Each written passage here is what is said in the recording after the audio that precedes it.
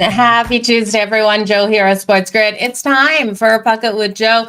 Two great games on the slate today, and I tell you, last night's action didn't disappoint except for the bet side. I can't believe the New York Rangers weren't able to pull off the win over the Carolina Hurricanes. The Canes definitely came out with so much force in that game, able to extend their playoff lives. We are going to game 6 in that series, and I originally did think that would be a deep series until after I saw those first two games by the New York Rangers, and I expected them to get the sweep, and then I expected them to take it in game 5. Now going into game 6, you've got to question the New York Rangers' abilities coming into that game in Carolina. I expected more out of them last night, and it's a scary situation. If you're a fan of the New York Rangers, they need to close things out. They need to be able to convert on the power play. Now, they were able to get that shorthanded goal in last night's game, but their inability to really convert when it was needed and to hold off the Carolina Hurricanes when they had the lead was just mind-blowing out there last night. So the Dallas Stars also came out with a nice big win over Colorado. Man, I tell you, that was not what I expected. I expected more out of Nathan MacKinnon, but with Nichushkin going out of these playoffs, I tell you, this is not good for Colorado. I really do think we look here at the Dallas Stars and their depth, and their depth really is the storyline of this team. I didn't think they were going to have what it took against this high-octane offense of the Colorado Avalanche, but we'll see going back into Dallas for the next game. I really do give the leg up to the Colorado Avalanche because we look at the Dallas Stars. This is a stronger road team. I'm expecting to see those more free, loose playing plays out there by the Dallas Stars on their home ice. I think this might go to all the way to game 7 still. So I think we're still okay there. Big shout out to you guys. Thank you so much for being here. I know we were going up early this morning. I wanted to get those bets out to you. So Matt and Kev, thank you for being here. Let's jump into tonight's action. Little cautious on tonight. We know the Boston Bruins are facing elimination in this one. These elimination matchups do equal lower scoring games, but that desperate play in the third period keeps me off a full game under.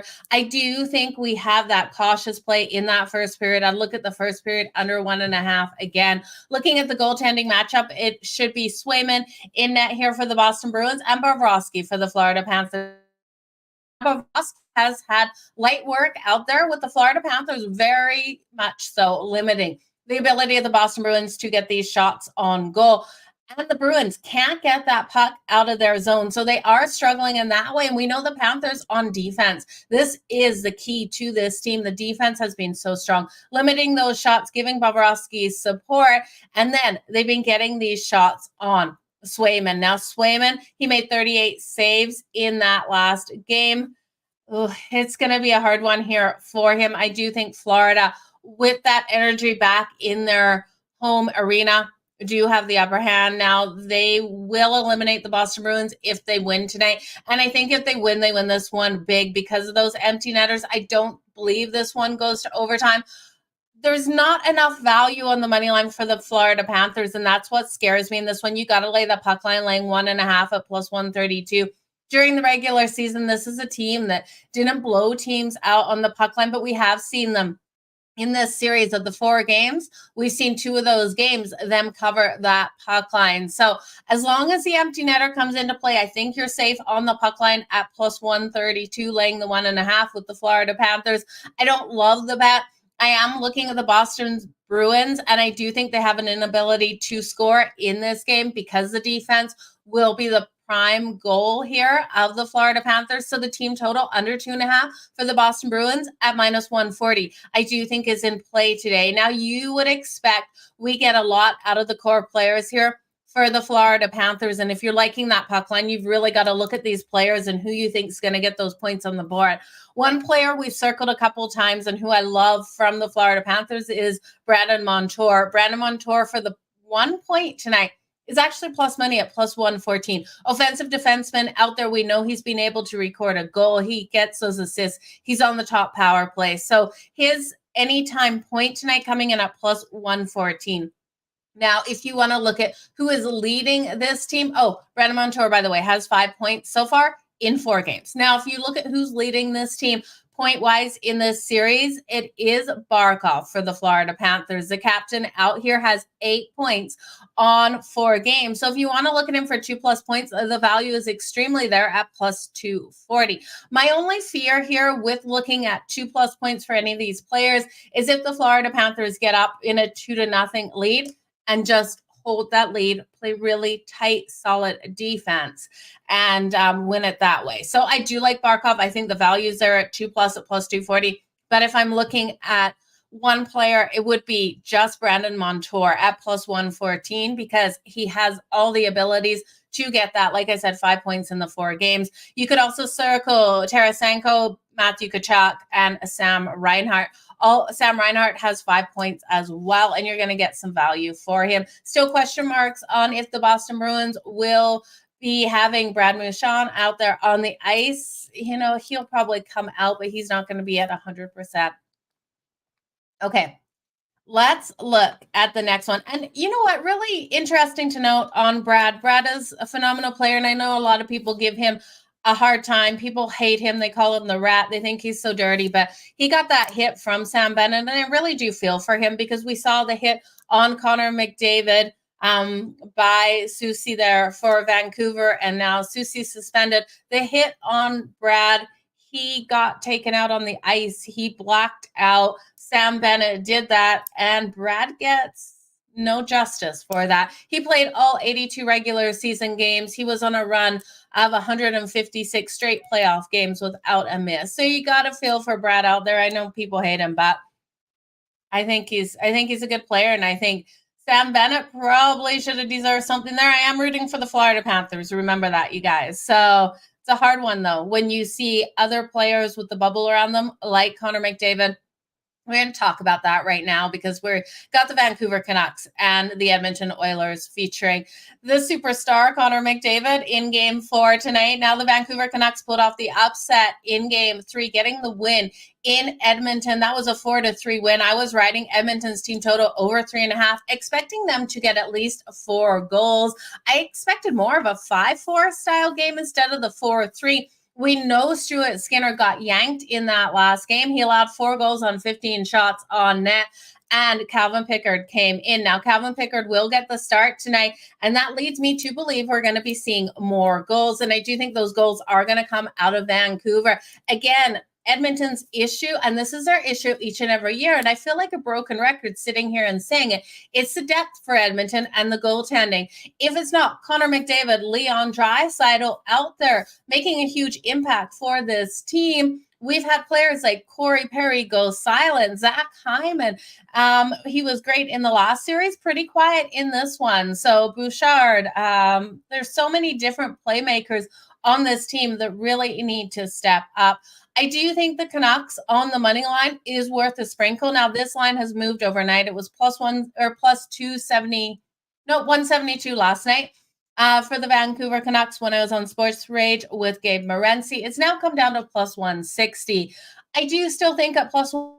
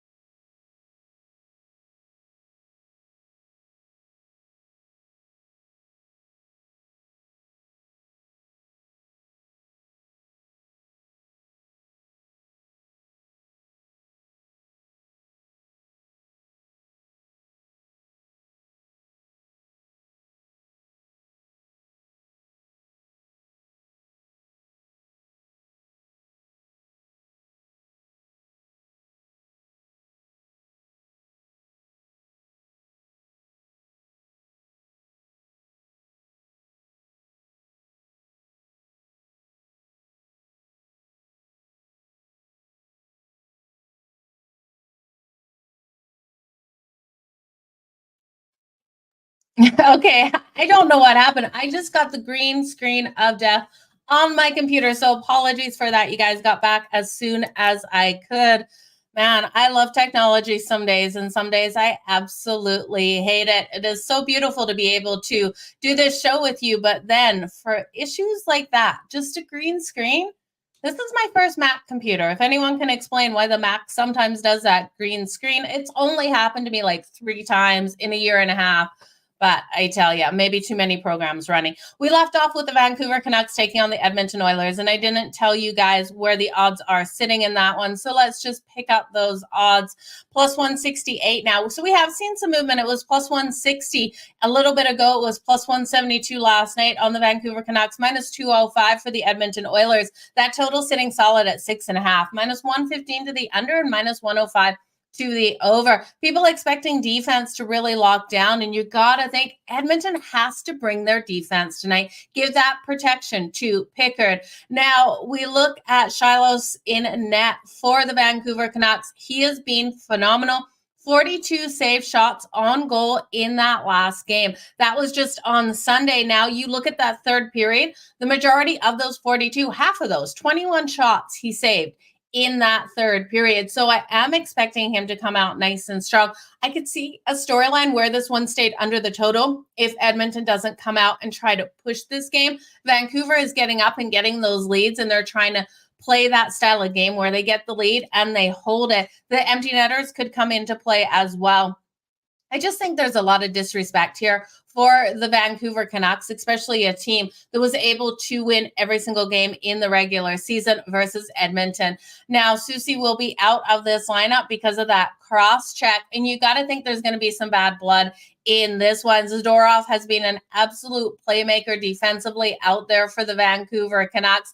I'm going to look at this one to go over 6.5. I'm looking for those penalties to come into a factor in this one. And I'm going to take the Canucks on the money line at plus 160. Now, my favorite bet is the Canucks on the money line at plus 160, plus 168, whatever you're getting at it at right now. I think JT Miller, Quinn Hughes, Pedersen all really step up, and Lindholm all really step up in this game. We see those playmakers out there. Zadorov, like I said, I do think he makes an impact. We could look at Zadorov's points, actually. I haven't placed that bet tonight, but I would look at Zadorov for his points in this game. I really do think he comes out nice and strong in this one because Edmonton is going to be after him.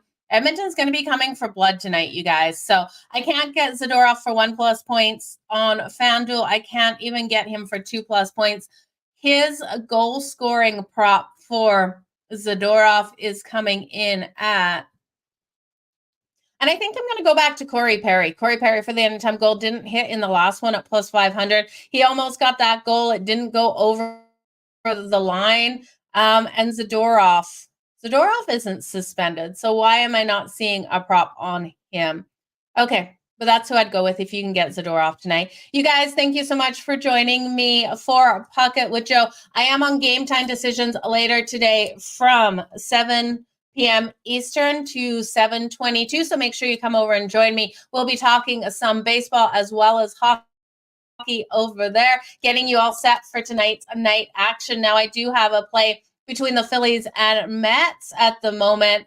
This game kicking off in the next 11 minutes. I am rolling with the Mets as the home dog at plus 120. That number is still sitting the same. I've also got Jose Butto here of the New York Mets over his strikeouts. It's only 4.5. I think he can get 5. He's coming off a game where he wasn't able to get those strikeouts, but did record the win. And Nola, on the other hand, had those struggles versus Toronto. I just don't trust him out there, especially because the Mets have been pretty solid at hitting righties. So give me the Mets at plus 120. Give me Jose Butto over his 5.5 Ks in this one.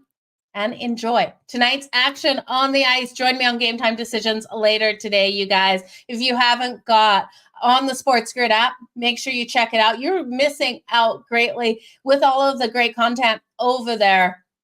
So check it out. SportsGrid over on Google Play, the Apple Store, everywhere you get your apps. And it's 100% free, you guys. So check it out today and give me a follow on the app. All the best, you guys. We'll talk to you tomorrow. Thanks, guys.